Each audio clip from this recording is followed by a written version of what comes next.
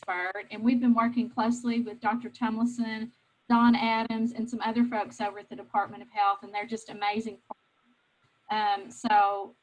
If you can just focus on questions for the next few minutes, I'd like for Dr. Tumilson to just share information about what's happening with children and just update on COVID. And then you all are welcome to type in the chat box any questions related to what you're seeing or what you're trying to do out in the field. I will let you know that we have 2 staff that are over at the Arkansas Department of Health. I'm not even sure if Dr. Thomas knows that, but they are working over at the call center starting this week. And so we're excited to have 2 of our licensing staff that will also be available to help you all as you navigate through questions at your center. So Dr. Tumilson, without further ado, I'm going to let you have the mic. Okay, thank you. Good morning to everybody. In talking about what's going on with COVID in the state of Arkansas now, I think certainly we're seeing a lot more cases among children. Now, I don't think that's because there's a sudden increase specifically in kids. I think it's just a sign of the increase in cases in certain communities, and that's where we're seeing the same uptick in children.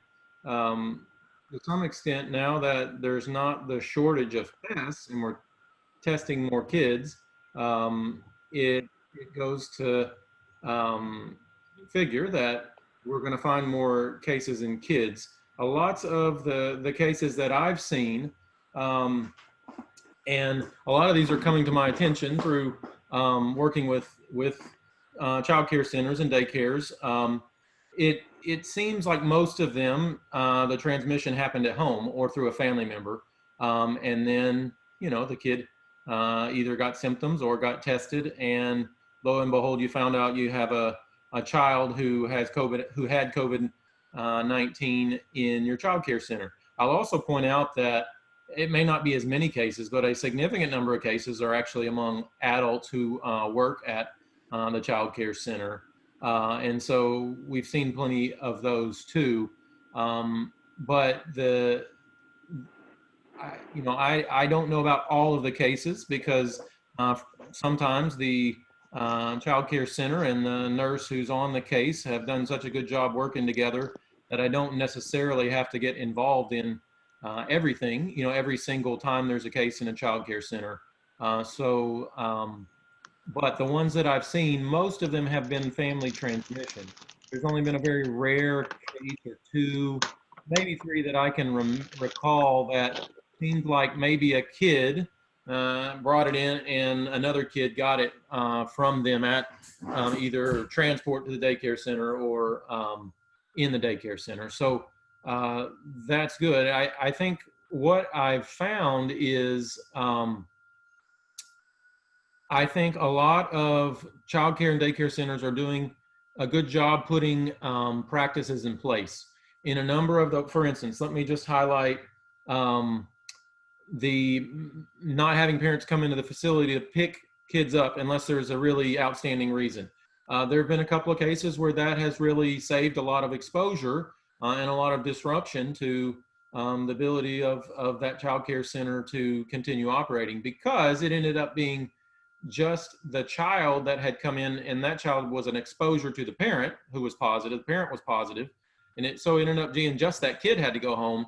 Whereas you can imagine if the parent had come into the facility and spent any amount of time in the room, then we might have been like, okay, we need to declare all these kids in this class and expose in a close contact, and then at least that class would have had to gone home for 14 days. So that's an example of one of the interventions that's really helped to cut down on exposure. I think, from what I am hearing, all the facilities I'm talking to seem like they're doing a good job screening both adults and kids before they come into the facility, as they're getting out of the car, or as they're coming in for the day, before they go and potentially expose other people. Those are good things, and I'm glad to hear that. I think most of the facilities I've talked to have done a really good job trying, as much as able. I know everyone's physical building is different, but I'm hearing a lot of good things about Breaking up groups, they may already be broken up, but breaking them up into smaller groups that now don't really mix. And I know that for some, that's a big change from the way you've done things in the past and the way you'd ideally like to do things. Maybe for others, it's not as much of a stretch, but even the ones that already have them broken up, I'd encourage you to think about, okay, how can we encourage so that these groups don't mix? That grouping into small groups isn't going to keep an asymptomatic case from getting into that classroom. However, it will, to some extent, limit the effects on the rest of the kids and teachers and staff in your facility if you've got good divisions within those groups, and a kid comes in who, ends up testing positive, and you find out and that he was at school during his or her infectious period.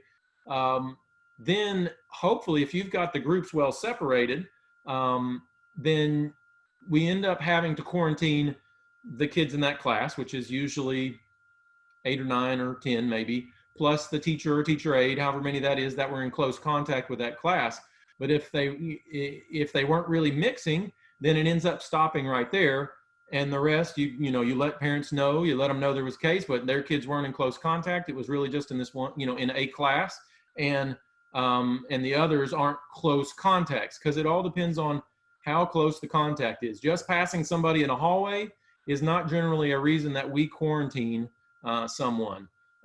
Just passing a case on the way out to the car or the way back from the car or whatever it is not usually a reason that the Department of Health is going to require a quarantine of someone. But being in a room for, usually it's if we think you've been in within 6 feet for 15 minutes or more, then we're going to recommend quarantine. And certainly we make exceptions sometimes. Well, I don't think it was 15 minutes, but I picked that baby up and rocked him to sleep. Okay, I think we can all see that's probably close contact if we had to pick the child up. But those are the kind of things we're looking for. And so you can see how the groups really make a difference. Another thing I really want to encourage about is masking, wearing face coverings. For the adults, I know most of the children you're working with are of an age where you're not going to be having them wear masks. I would think it was a rare 5 or 6 year old even that could consistently wear a mask. And so that's why we've made that exception, just because reality exists and children aren't going to keep them on. But we do encourage it for older kids. I don't know, I know some of the centers different in the ages. And if there's a kid of a age and ability 8, 9 years old that can keep a mask on, then encourage them to do so. But so mostly the masking is going to apply to staff, both teachers and administrative staff in the facility. And I really want to encourage everyone to wear their face covering, because there's more and more information coming out that face coverings really, really do work in decreasing transmission. But that really depends on the vast majority of people using them. Now, so that I'll just say that, because that really can cut down on transmission. Now, even if you were wearing a mask, if you spent, the better part of a morning or several hours in a classroom with a case, we're probably still going to require you to quarantine, because it's not 100% and we want to be safe. But in actual reality, despite us quarantining you, if you wore a mask in the presence of a person who was positive, you're less likely to get it. Now, the cloth face coverings are not 100%. They're not in 95s, but they do help in that. And they also help really protect other people from me if I'm wearing my mask. And in this situation, we're finding more and more asymptomatic or pre-symptomatic cases. Pre-symptomatic meaning, well, you don't have symptoms now, and we think you're asymptomatic, but later on, turns out you, after you test positive, you start having symptoms. Okay, we changed you to say you were pre-symptomatic. But with asymptomatic, it's in our communities. Then that really helps when we're going to be around other people, that we wear our mask. Now, you can see I'm not wearing a mask right now. I'm in this room by myself, and that's fine. But if you're going to be in an area with other people, which I think most of your childcare staff are going to be doing most of the day, we need to have that mask on. So those are some things that I've seen put in place that have really helped a lot. As far as the groupings, I'd encourage you to think about playground time, outside time. Can you structure that in a way where the groups don't mix? And because that'll lead to fewer exposures if one of those kids in that group turns out positive. And then also with staff, how do you structure your staff? I know it's not always possible for it just to be one teacher in one class the whole morning or afternoon or whole day without ever somebody spelling them, et cetera.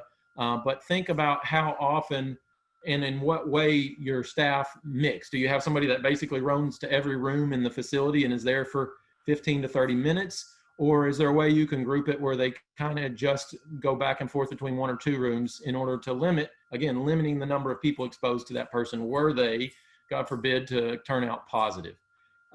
So that's kind of I wanted to say overall, I've been really pleased. A lot of the daycare centers and childcare centers I've talked to, I feel have done a good job implementing the recommendations of DHS and the Department of Health, and thinking also beyond that, what else they can do to limit and really changing the way that you normally operate, which is a good thing. So I've been encouraged by that. As far as the way COVID affects children in general, despite seeing increasing numbers of children who are testing positive, I've not seen a large increase in the numbers of significantly sick kids. We're not getting reports of lots and lots of kids ending up in the hospital. It is possible, right? There are times when kids have had to go to the hospital because of COVID-19, but that thankfully is quite rare, and hopefully will continue to be rare. As total number of cases go up or go down, the numbers will rise and fall. But thankfully, kids aren't getting terribly sick from this illness in general. However, you've heard reports of MISC, multi-inflammatory system disorder from COVID in children.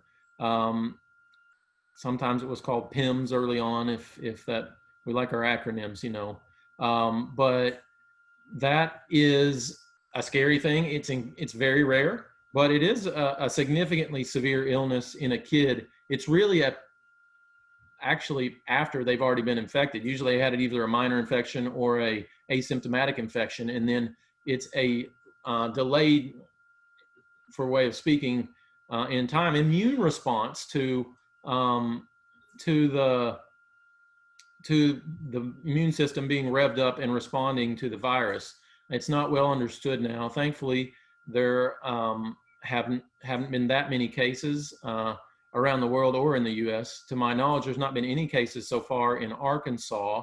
I would guess that is going to change at some point, just because as more kids get infected, it's going to unfortunately happen to someone.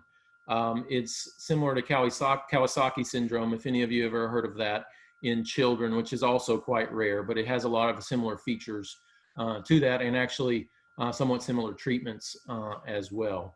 So I didn't want to forget to mention that, because that's a real thing, but a very rare thing, thankfully. And I'll go ahead and stop now, because I feel like I've been rambling for 15 minutes, but I hope it was somewhat helpful rambling, and I'll turn it back over to you. Thank you, Dr. Tumilson. So there are a couple of questions. If a child care center has a positive test for either a child or staff, what are the guidelines? Let me remind you all, while Dr. Tumilson is on the call, Section 1100 of the minimum licensing standards has always had this. If you're dealing with a communicable disease, you are to call the Department of Health. There is a phone number and guidance in there for you to do for any communicable disease, including COVID-19, which is a new communicable disease that isn't on our list. But you would still call. Dr. Tumilson may want to give you some more specifics, but I just want to remind you all that is not any different than any other time that we're dealing with something like this. So Section 1100 in the minimum licensing standards, for those of you who are looking specifically for that. Dr. Tumilson, any additional guidance there?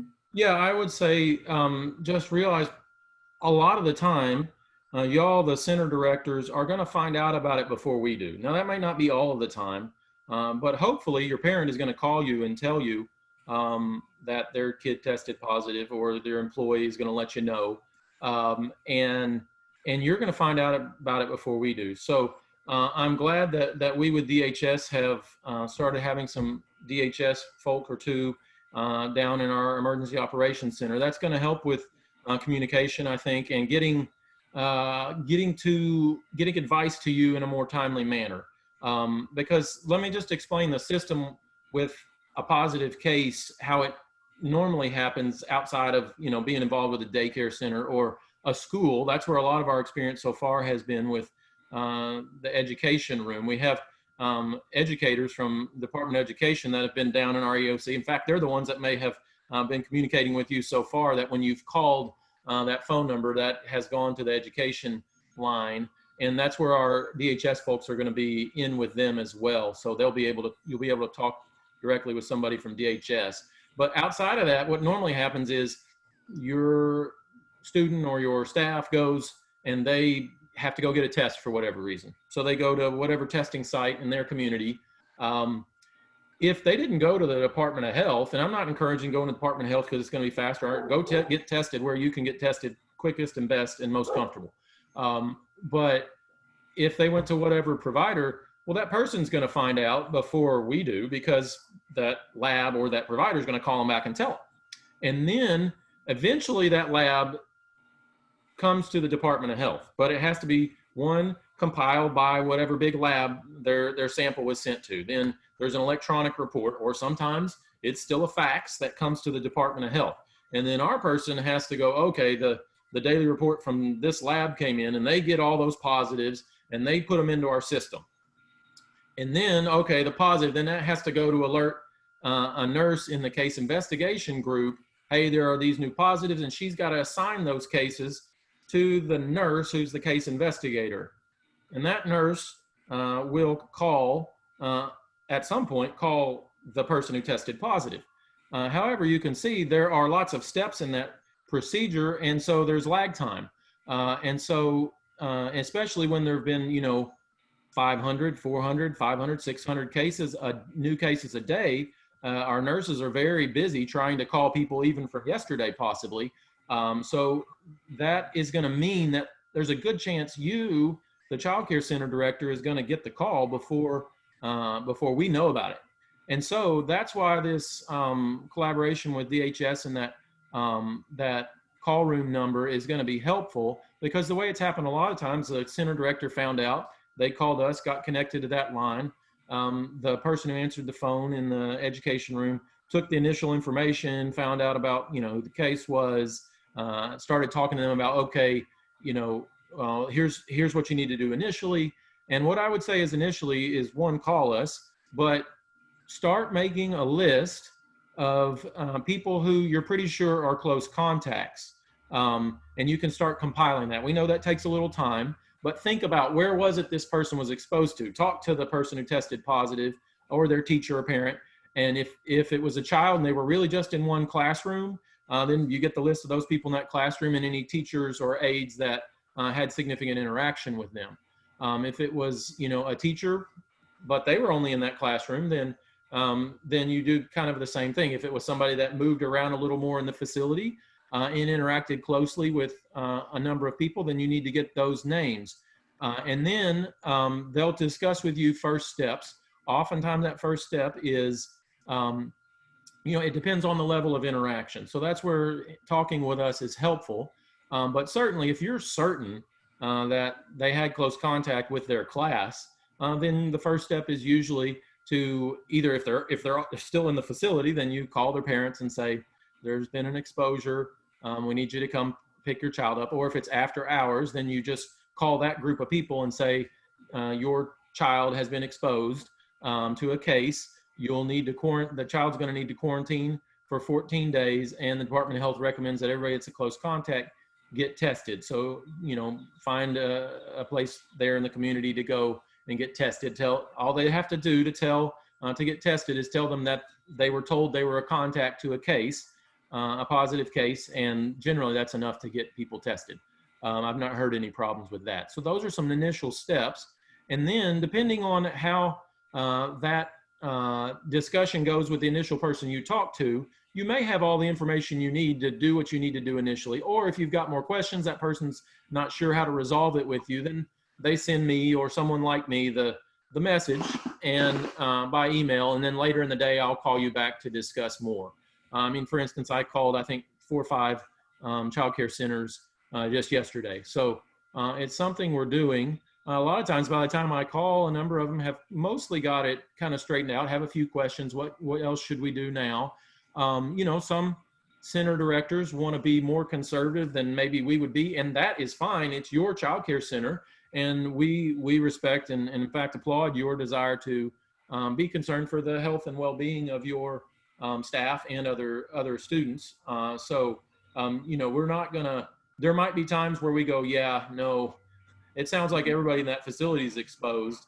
You're going to need to basically quarantine the whole facility. But I'm telling you, in my experience, those times are rare. Sometimes, usually that's a small facility where they, you know, they don't have that many students and they're not able to separate and divide. But outside of that, that's been rare. It's usually been a classroom or two.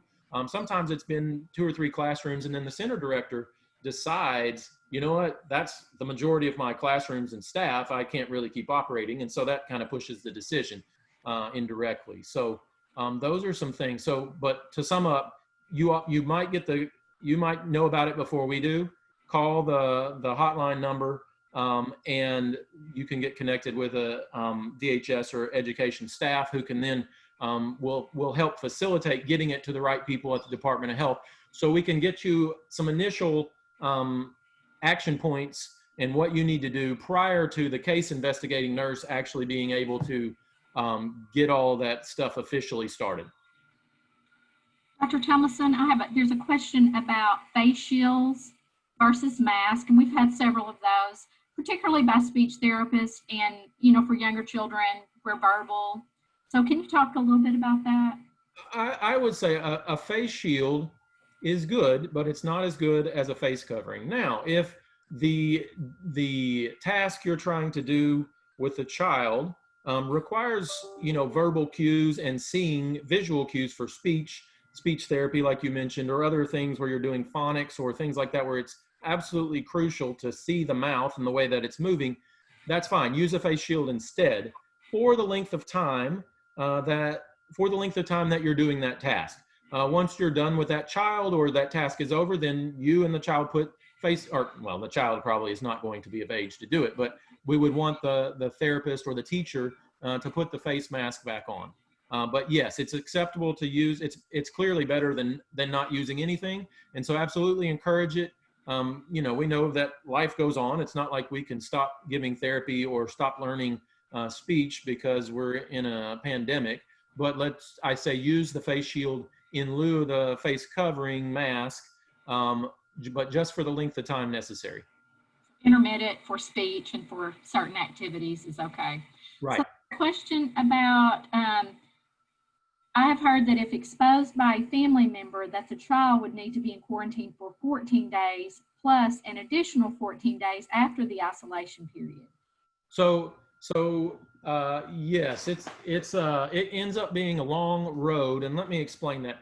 The first, it kind of is a difference in terms. So when somebody is positive, they technically need to be in isolation. Everybody calls it quarantine, whatever. It's kind of the same concept, but it's a different term because they're positive, right? We need to isolate you from other people because you're positive and you could pass it on to others. That period is not technically 14 days. Basically, it's a moving target that depends on when the positive person's symptoms started. And if they never had any symptoms, it depends on when they had their test. So it's actually a 10-day period if their symptoms are resolving. Like it's 10 days calculated from the start of the day they started having symptoms, 10 days, as long as at the end of that 10 days, they've had 3 days without fever and 3 days with their symptoms being drastically improved. But you're right, if there's a child who's exposed to a positive family member and they're not out of the home, think about it. They're continually being re-exposed to that parent or adult or brother or sister day after day after day because they're living in the home with them. It's very difficult to isolate from your family. Now, some people might do that. Maybe the person goes and stays somewhere else away from everybody. In that case, their quarantine period would start then. But your quarantine period doesn't start until the last day of exposure. And if we feel that that person is positive, they're still positive, they're still able to transmit the virus, the case is positive, they could keep transmitting that virus to that kid each day they're exposed to them until we say, okay, positive case, you're well enough to be declared recovered. And at that point, that's when the kid's 14-day quarantine period would start. So you're right, that ends up being oftentimes more than 3 weeks. Thank you. And then this is a great question. If a child or staff member is getting tested, what is the protocol when the results are pending? Because there is that lag time between the test and the results. Yes, that's a very good question. I'm glad you brought it up. I would encourage people who are waiting on their test to quarantine, to stay at home. Because we've had cases where, for whatever reason, somebody, I mean, one, if you got symptoms that made you go get tested, well, you're still sick. You don't need to be around other people anyway. That would be the case for any illness, but we often don't do that in our society. But yeah, if you've got symptoms, you obviously need to be home. But if for whatever reason, if you were a contact to a case or whatever reason you decided, if there was reason enough for you to go get tested, it's best that that person quarantines at home until we know the result of their test. Now, if they were exposed, and this is one question that probably has come up. You may already understand this, but if you've been exposed and we say, okay, you're a close contact, you were exposed, you need to go home and get tested. And you're going to need 14-day quarantine. Even if that initial test is negative, it doesn't mean you get out of your 14-day quarantine. And the reason for that is that this idea of the incubation period. If, let's say you were exposed on, let's say you were exposed on a Tuesday, and you found out on Thursday that the person tested positive and you were exposed to them and it was in their infectious period, and Department of Health and your boss said, you need to go to quarantine and get tested. Well, let's say you went and got tested on Friday because you were very prompt. Well, that's only 3 days from when you were exposed. Sometimes it takes longer for the virus to grow in your nose and throat and lungs to a sufficient amount to actually be positive on a test. It would have been a false negative. And so that's why we require 14 days, even if you went and got tested negative, to make sure we just didn't catch you too early. And so some people say, well, why shouldn't I wait a little longer? Well, you could wait, but you still got to quarantine. So that's the main thing is quarantine for 14 days. Get your test. I think there's value in getting those people tested early because, as you could see, this can significantly affect what other decisions are made in the child care center or whatever setting we're talking about. If it's another workplace, they want to know as quickly as possible if a person's positive or not, because they may need to quarantine another class or something, depending on where else that person's been in the facility that the first positive case may not have been, if that makes sense. Is that clear? It is to me, and thank you for that, Dr. Tumilson. I mean, I've seen a case in a family where one person tested negative, but the other family members tested positive, and eventually that person got sick. So I've seen it up close and personal, gang. So I think Tumilison's point, what happens after? So let's say, for example, they come back to the facility after they've been tested, and then they find out it was positive, then you've got a bigger child care center problem than you had at the beginning. So it's just better. We're doing that here in the agency. We screen, and if somebody's symptomatic or asymptomatic, if they think they've been exposed, they go home and get tested and then quarantine time period. So a couple of other questions here that are health related. Does there need to be a negative test at the end of the quarantine before returning to work? No, from Department of Health's criteria, there does not. You have to meet that 10 days from the start of your symptoms criteria, plus no fever for the last 3 days, and plus your other symptoms are either resolved or drastically improved over the last 3 days. That's the criteria we make. And the reason that we don't require another test is a number of people will be recovered from the virus. That virus is dead. It's not causing them an infection. They're not shedding virus anymore. And you test them 3 weeks after they were first diagnosed, still positive. You test them 4 weeks, still positive. Some people carry dead virus in their nose for a long period of time, but it doesn't necessarily prove they're infectious. So the CDC had, and you'll remember there was a lot of confusion around this early on in the pandemic because we just didn't know the answer.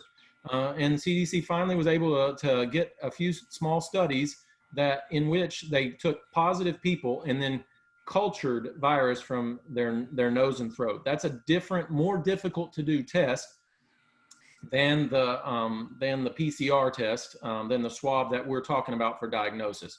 They have to grow the virus, and virus culture growing tests are very difficult to do. But they did some of these, and in all these cases of people, these weren't hospitalized people who were really sick and had, more likely to have prolonged illness.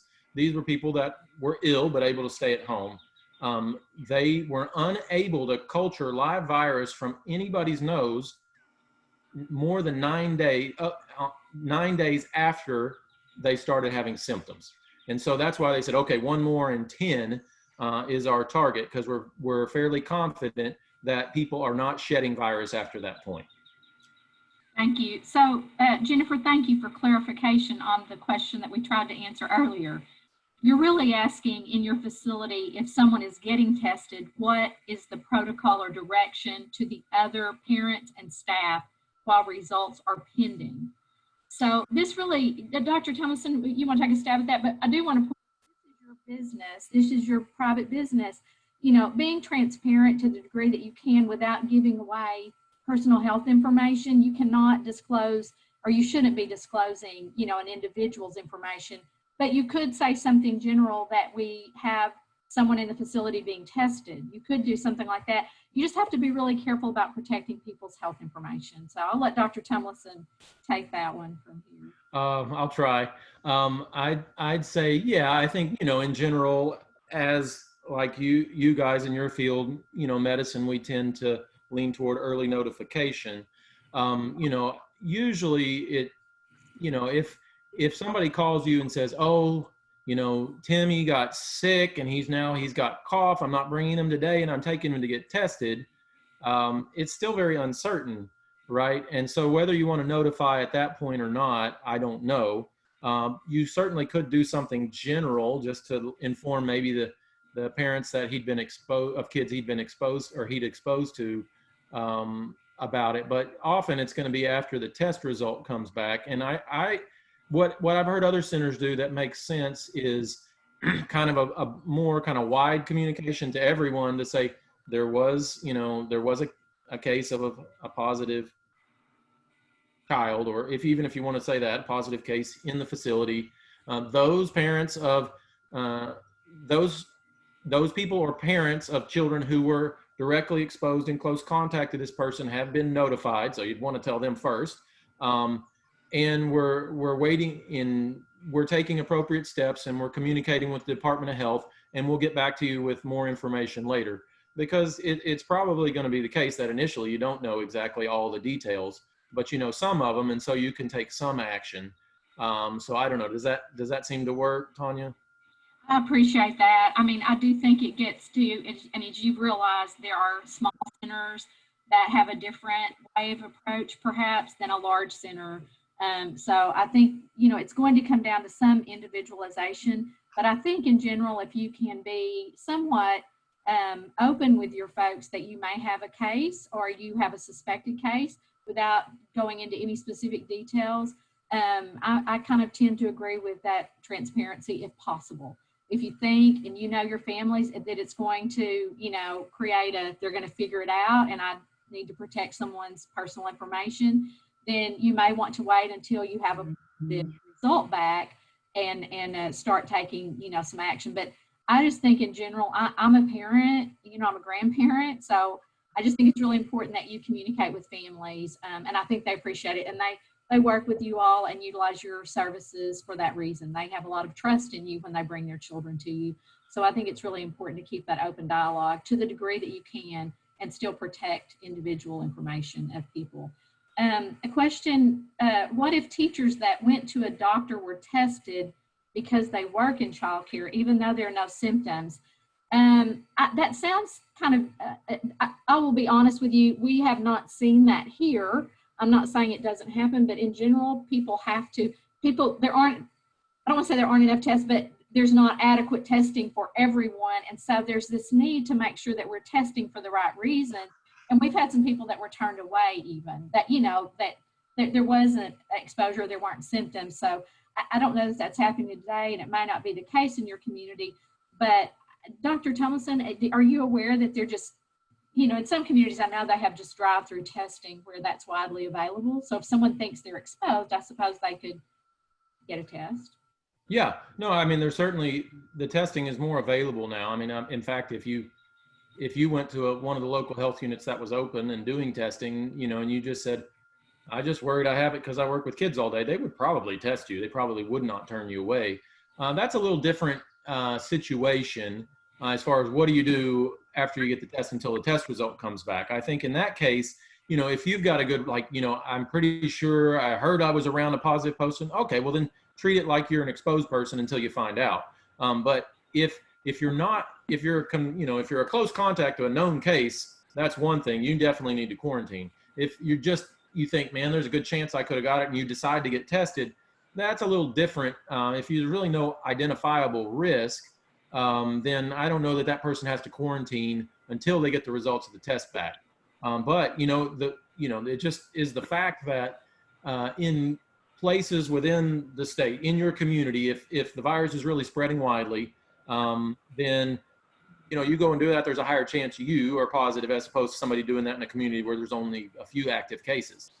So yeah, that gets into sticky waters. In general, I would say err on the side of staying at home while you're waiting for your test. But if there's absolutely no identifiable risk, it's probably okay to work while you're waiting on that. How could antibody testing affect staffing or numbers in the classroom? If adults have positive antibodies, can they teach more children while still wearing masks and using other precautions? No. Right now, the antibody tests are of, how do I say it nicely, uncertain validity, that we just don't know what they mean. One, we don't know how reliable they are. So remember, we call this the crazy name, the SARS coronavirus 2, right? It's in this family of viruses called the coronaviruses. Well, there are other coronaviruses in that group, as you all have learned over the last few months. Some of those coronaviruses cause the common cold. You could have caught a cold last winter or lately and had very mild symptoms. It wasn't COVID, but you might still have some antibodies that cross-react with this antibody test. We just don't have very good antibody tests yet. Now, that may be a very different story in 6 months from now. But so that's one issue. We don't know if a positive test means you really have antibodies to COVID-19. Maybe, maybe not. It's very up in the air right now. Those antibody tests, we're just unsure how reliable they are. And two, the other issue is even if you really did have antibodies and they really were to COVID-19, we don't know what that means. All right, we don't know at this point if having antibodies right now to COVID-19 is going to provide any lasting immunity at all. We think it probably provides you some immunity for, a few months, after you've gotten a known infection, but we don't know how long that immunity would last. We don't even know if it's going to last. Some viruses in that group, you don't form lasting immunity to them. Like that's why you can keep getting reinfected by those type of coronaviruses more than once in your lifetime. Hopefully that's not going to be the case. There's lots of work going on vaccines, and that's how vaccines work. If we can provoke lasting immunity in you, then hopefully we've got a better way out of this mess with COVID-19. But we don't know the answers to that yet. So right now, Department of Health is actually discouraging antibody tests. Now, there's other doctors that are ordering them. The difficulty is in how you interpret it. And so, in my mind, as a doctor, well, if I get a test that I don't really know what it means, and I can't assure you that it means you're safer or not safer, or that you're at higher risk or lower risk, why did I even order it? And that's my view on it, and that's generally the view the Department of Health is taking about antibody tests. Thank you. A question, should we ask to see the test results from families or staff to be sure that the child and staff were actually tested? I don't know what kind of privacy issues there are for daycare centers. I think Initially, I would say just respond based on the report of the positive test. Now, if it's an employee issue, that gets into a little different kind of realm because it's now an employer-employee thing, and you might need some proof. We do send those. We do send notes if they're requested, letters to for employers that the employee can give to the. That might take a little bit of time, right? Just because of the lag in the process and getting set up. So for employees, we certainly do that. If you know if you have a good reason to think somebody's fibbing, or you just want to make sure, I think it's reasonable to want to make sure. If it ends up being kind of, if the parent's willing to give it to you, I mean, if they're like, yeah, sure, I'll give you a copy of it, I don't care. Well, then it's not a big issue. But if it is private information, and so HIPAA privacy laws kind of, do they apply? Do they not? I don't know how those apply to the daycare center or child care center workers. I would say that what I would say is initially, especially for initially for whoever, just respond like it's positive unless there's a good reason not to.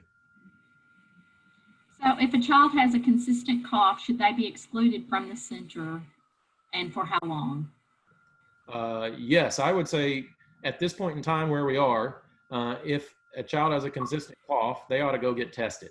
At the very least, and the same thing with, a kid who had a fever yesterday. Well, he doesn't have a fever today.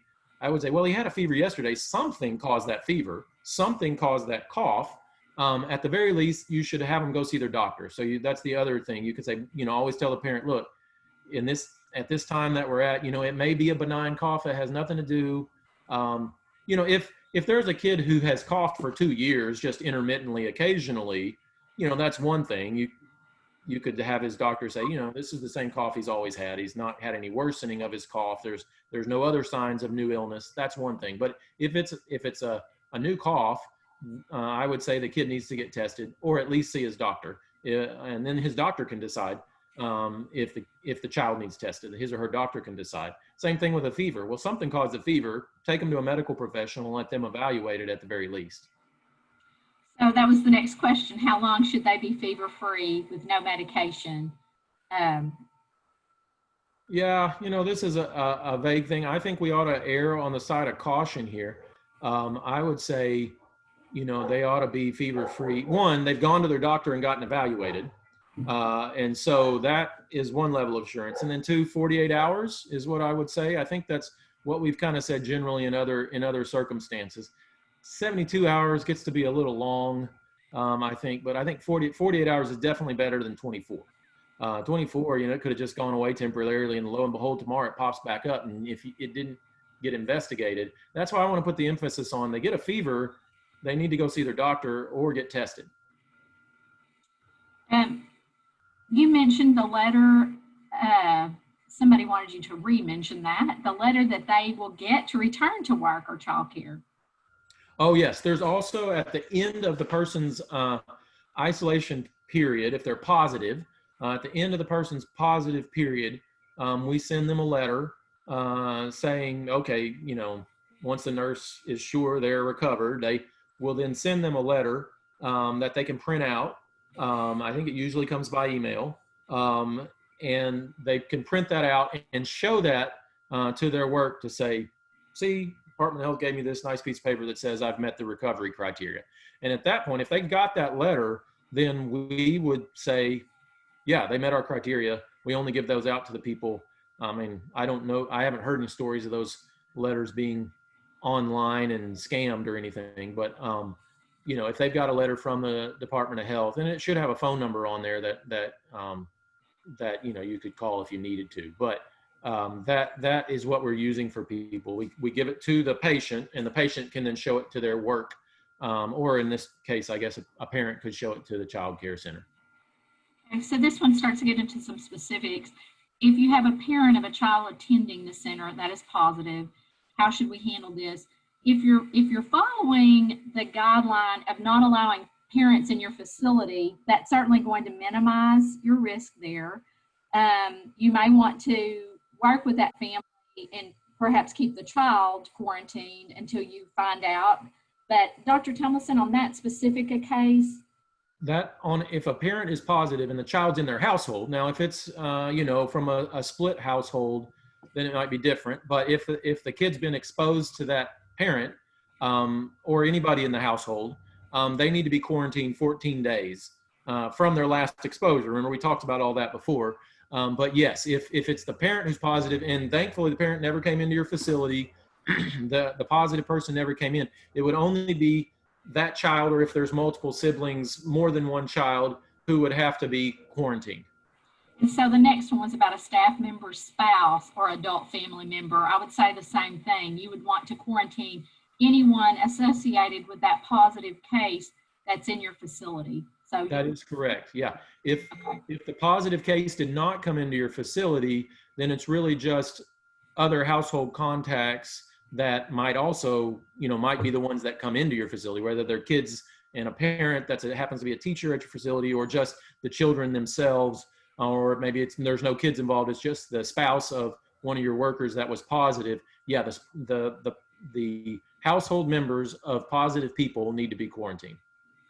So the next question, and I'll attempt this one. It asks if we can require parents to wear masks when dropping off and picking up. I think Dr. Tumilson said this earlier, and I would absolutely agree. This is your business. So there are certain things that you can take stricter requirements if that's something that you choose to do. You certainly want to announce that to your families if that's something new that's going into place, and give them an opportunity to, prepare for that. Effective Monday, we're going to start wearing masks, or effective. So there's certainly nothing that prohibits us from not letting you do that. And I know there are facilities that are actually doing that. So I would be in support of that, but that's something as a business that you all, should consider.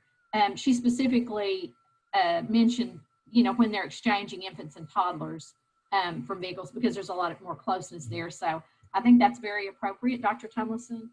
Yeah, I think I'm encouraging everyone in the whole world to wear a face mask at this point, and I agree with that in that situation. If they're not getting out of their cars and you're never actually getting up close and personal with them, then maybe it's not as important. But even then, they're going to roll down their window. I mean, like for instance, if I go to a drive-through, man, I put my mask on when I'm going through the drive-through. It seems like a similar situation to me. I think you should encourage it. And if somebody doesn't have their mask on, then maybe you recommend your staff see if they can make the handoff without actually, getting up close and personal, staying 6 feet back.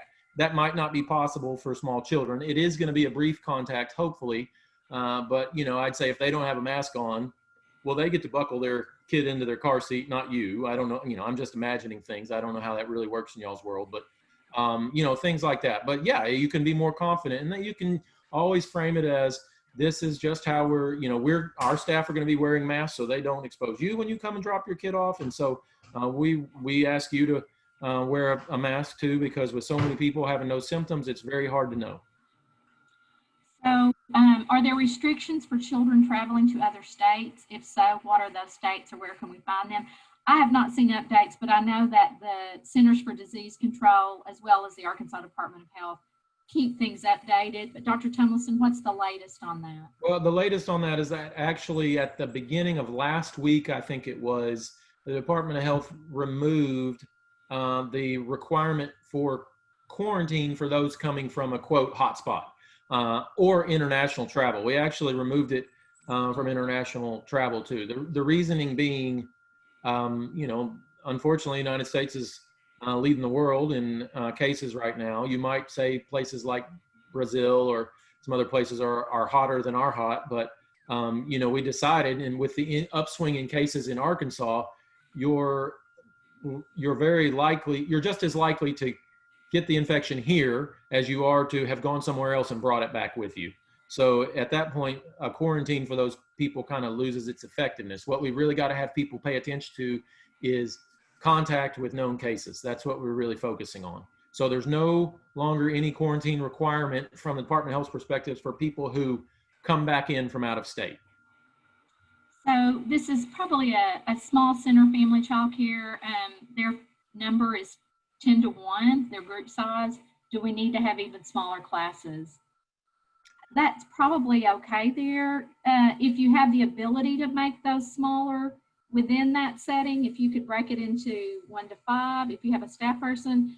I think we're all trying to use some common sense here. But Dr. Tumilson, is that sound advice, or should we be thinking? I think, it seems to me there's a kind of 1 to 10, 1 to 9 standard from, in childcare in general, which is good for lots of reasons. I think, hey, if you can do it and you want to do it and it's not too disruptive to the way that you're doing childcare, if you could keep those groups actually separated, yeah, fewer people in a group means fewer people in close contact, means fewer people exposed and getting quarantined. But we realize we can't have groups of 2 kids or something like that. It's just not feasible for a lot of people. But I would say there's no reason you couldn't do it. It would be helpful in some cases, but it's certainly nothing that ADH is going to require. So the next question is about sanitizing areas for good cleaning. For example, should our toys stay wet with sanitizing materials for a specific amount of time to ensure good deep cleaning? Yeah, it's a very good question, actually. And unfortunately, I'm going to have to refer you to the back label of whatever you're cleaning with. But it's a good point. Like, just, if you smear something on a surface and very quickly wipe it off, sometimes depending on the type of disinfectant it is, it might not have been in contact long enough to actually kill everything you wanted to kill. Now, it's certainly going to be better than nothing, but that's a very good question. And I'll just say, all y'all look at what you're cleaning with and see what kind of sometimes it's called contact time. You can look at that. Usually it'll just say leave on for X period of time. And good question about, the toys. Also, it would just remind, I'm sure most of you all have done this because you were dealing with toys on a much more intimate level than I am, but anything that you can't really spray something on and clean it is probably a good toy to put away right now, like, stuffed animals, etc. That you can't disinfect. But yes, look on whatever your disinfectant is, your sanitizer is, and see what kind of contact time it requires.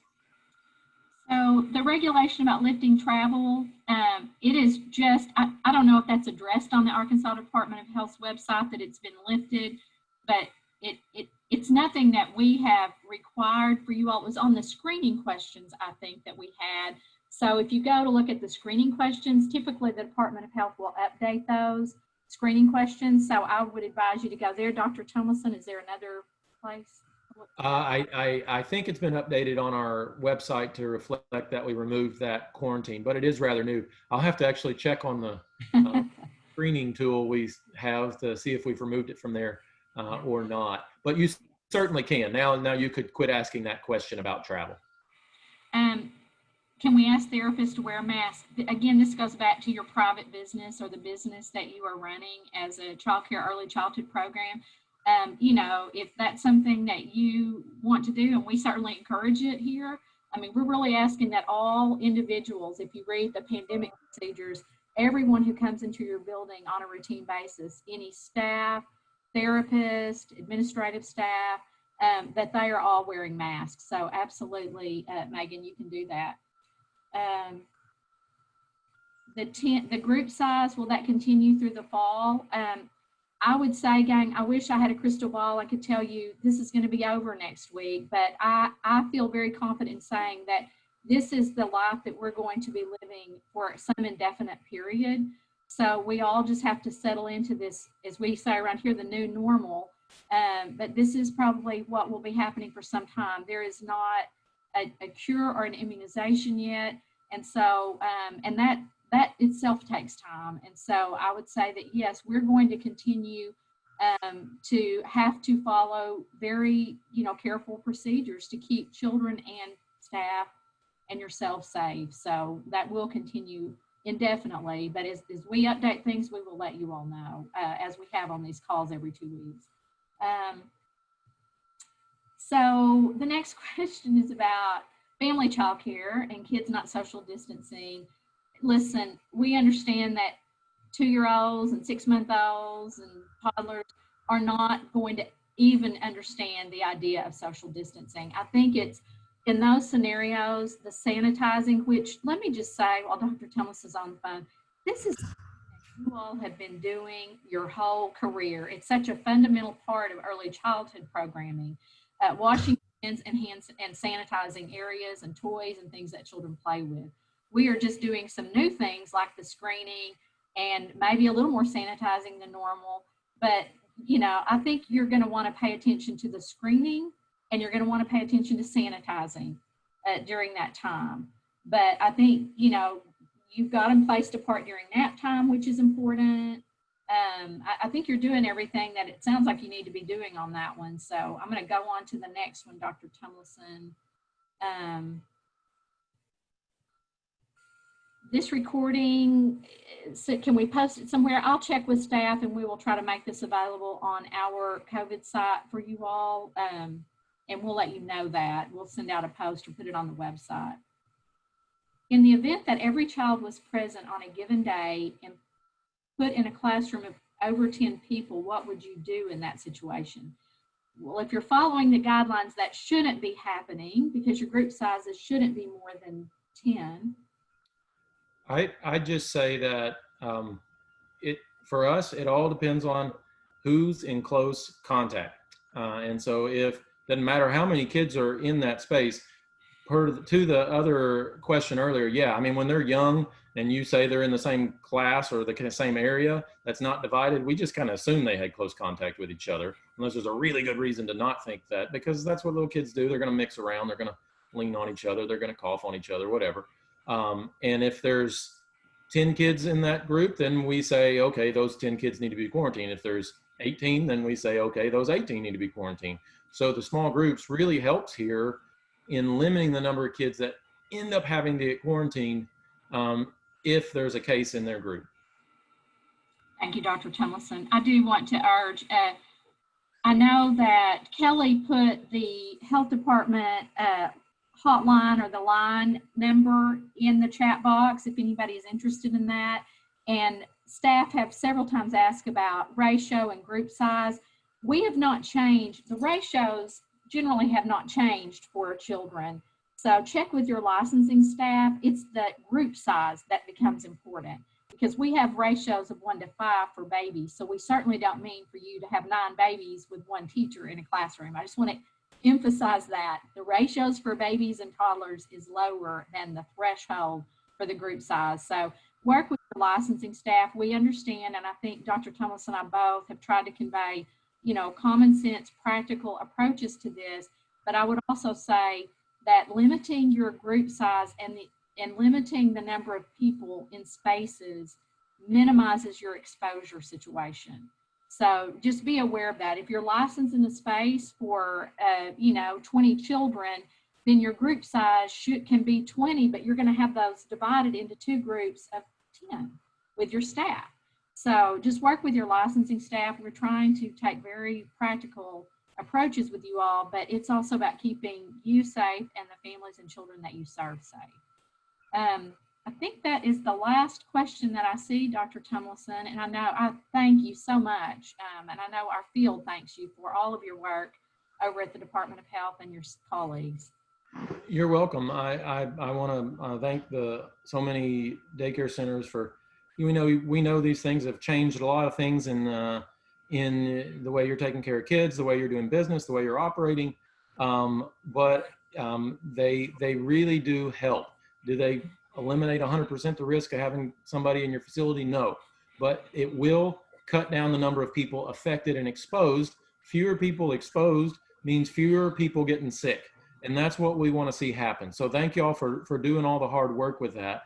And I just, as a frame of reference, I mean, to some extent, maybe we need to reset expectations. And what I've thought a number of times is the way things are going, if you get out of this time period, once we get a vaccine or something like that, and you've not had an exposure in your facility at some point, you're going to be blessed in a distinct minority. So I think these are preparations not just to prevent, but they're also preparations of what we can do when it happens. And so thank you all for all the changes and the good hard work that you've been doing taking care of kids. Thank you, Dr. Tumilson. I'm going to stay on for just a few extra minutes, gang. We focused solely on health. Thank you, Dr. Tumilson, again. But I wanted to just mention a couple of things about payment. So, because I've been tracking some of that for the past couple of weeks. So today is the last day we will be able to make payments out of the Department of Finance Administration. We are going into what is known as the closeout of this state fiscal year, and I emphasized that 2 weeks ago when I was on the call. I have talked to a couple of you and will be following up. I know as we got to last week, we were down to a couple of maybe 200 providers that we did not have set up as vendors in the state system that we were working with. So I want to assure everyone that is licensed is going to get a cleaning maintenance payment relative to the capacity and level of Better Beginnings that your facility is. So even if you didn't get it as we go into end of closeout year, you will get it when we go into July. What is very important is that you are in contact to get everything set up so that we can pay it. My understanding is we have had the Department of Finance Administration cutting handwritten checks because people don't have a bank account. And let me just tell you, that's a lot of work, and they are probably cursing my name right now over there. We will continue to process those, but we cannot process after today. So, but just know that if you have not received the payment, you will. I've had a few folks that didn't realize they'd been paid. So if you don't know, if you can't go in and look into your account, or if you've not received a paper check, trust me, we have the tracking over at the Department of Finance. They have the transmission and everything about whether it was a written check or whether it was a payment into a bank account. Check your bank account information and check your address to make sure that it is current with the Division of Child Care. We have had some programs that had old banking information. We tried to pay you, but it kicked it back. So we didn't know that. So just be aware. If you are billing for vouchers, you may continue to bill during this process. The payment system will go down after today and will not be back up until July 6th. You will get paid up through, and I don't even want to give you a time frame, sometime today. I'm going to, 4:30. I would go with the state end of day, not midnight. But if you bill today, you will be paid. But after today, any billing that you do will not go into the system for payment until after the system comes back up. Those are not Tanya's rules. Those are handled by the folks in the Department of Finance Administration that handle all of the state money for the state of Arkansas. So they have to be able to close everything out and rectify all the numbers. So just be aware that we're going into that period today at the end of the day. So if you're not clear about your payment, and I know several of you I've talked to had gotten paid, but maybe you weren't sure because they will attach your voucher money potentially to a cleaning payment. If we need to help you track through that, we will. Just reach out to Patricia Johnson, or if you have a family service specialist or program eligibility specialist, you can reach out to them. We will try to help you get those answers. Just know that there's, Patricia's handling a large volume right now, so it may take us a moment to track through that. But we can let you know that you've been paid. We can track that much easier than trying to sort out your vouchers. But as I understand it, you can go into your system from your billing and look at that. And if we can help you do that on your own, we understand that would be helpful. All of you who have questions about your group size and ratio, please work with your licensing staff. I'm not going to try to take those calls. I know Kelly is over in the Emergency Operations Center at the Department of Health this morning, and I know she's on the call, but I don't want to interrupt her. So if you all will just work with your licensing specialist, if you have questions about group size and ratios. I also am not going to make any comments about public education and school buses, as information has come out, but we are still not in the final hours of what will happen. And so the rules that, or the guidelines that we've put out and the requirements that we've put out for pandemic have not changed.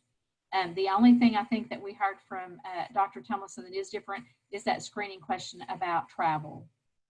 So questions about group size, get with your licensing person. Also, if you have questions about the environmental rating scale, please work with Dawn Jeffries. I'm sure Dawn's on the call, but please reach out to Dawn and the Better Beginning staff. They will help you work through the staff at A State that do the assessments. So there was an early question about absentee billing. We are not planning to reinstate that as we have moved into phase 2. You know, if families are not attending, you can use your normal billing. You do have that available, so that's 5 or 6 days. As a state, we have some of the most liberal absentee policies in the nation. I think we give almost 40 days a year, if I'm not mistaken, which if you put that over in the public ed, that's kind of concerning when kids miss that much. We do work with a younger population who may get sick, but I just want to remind you, your absentee billing, it is at its normal absentee billing process. We are not doing any additional absentee billing at this point.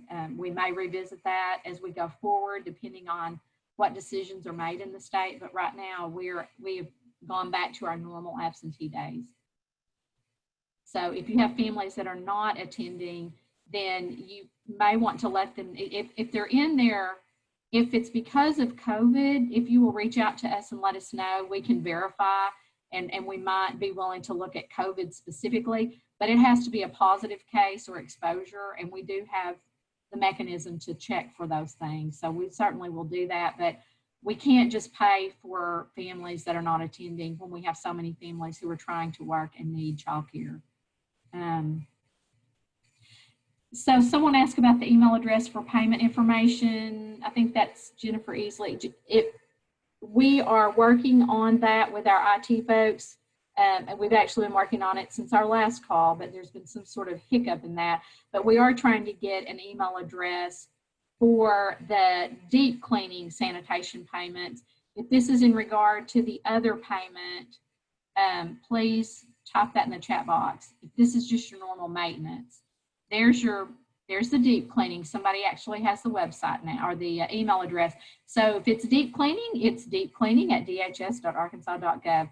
That's whenever you have an exposure, a case, and you are going to have to deep clean. That's where you will submit that request and the invoices. That's the only time that you will need invoices. But if it's with regard to your normal payment for maintenance cleaning, if you can send those to me, and I'll put my email in the chat box because my staff are really overwhelmed right now, and I'd like to see the volume on this myself. So just know I will take these for the team. So you can send those to me, and I have someone who reviews all my emails too, so there'll be at least 2 of us on that one. I think that's it, gang. We've gone a little bit over, but I did want to address appreciate all of you, appreciate everything you're doing and continue to do. I know Dr. Tumilson said it, and he's over in health working it from that side, but the fact that we've had so few cases, and I know we've had an uptick as well for children and staff, primarily staff, but you all are doing an amazing job. So thank you. Continue to be safe. We will have the call in 2 weeks. I'm sorry I didn't let you know about Dr. Tumilson, but we will invite him again, in probably a couple of months, just to kind of visit where we are at that time.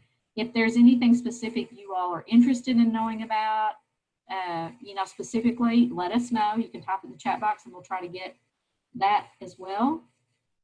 The incentive payment will continue with vouchers through August 14th is the timeline at this point. Those are the supplemental payments that we're paying for vouchers. So those are scheduled to end on August 14th. And that's really all there is to say. We may revisit that depending on what happens with school. But if school starts, we did that to coincide with the end or the beginning of the new school year. And we understand it's all up in the air. So thank you all so much. Have a great rest of the week and stay safe.